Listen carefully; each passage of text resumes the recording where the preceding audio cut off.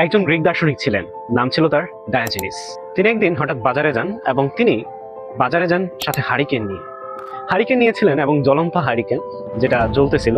এবং তিনি যাওয়ার পর সেখানে সবাই তার দিকে তাকিয়েছিল এবং সবাই তাকে জিজ্ঞেস করলো যে তুমি এই দিনের বেলায় কেন হারিকেন নিয়ে ঘুরতেছো। সবাই তাকে নিয়ে হাসাহাসি করছিল, কিন্তু তিনি তার এক্সপেরিমেন্টে দৃঢ় প্রত্যয়ী ছিলেন যে তিনি ভালো মানুষ হয়তো বা খুঁজে পাবেন। কিন্তু দিন শেষে দেখা গেল কেউই তাকে ভালোভাবে দেখলো না এবং সবাই তাকে নেগেটিভলি দেখলো, পাগল ভাবলো। তো এইখান থেকে আমরা কি শিখতে পারি? এখান থেকে আমরা আসলে শিখতে পারি সেটা হচ্ছে মানুষ আমাদেরকে কিভাবে দেখলো, কে কিভাবে আমাদেরকে নিল, সেটা নিয়ে আমরা বসে থাকলে চলবে না।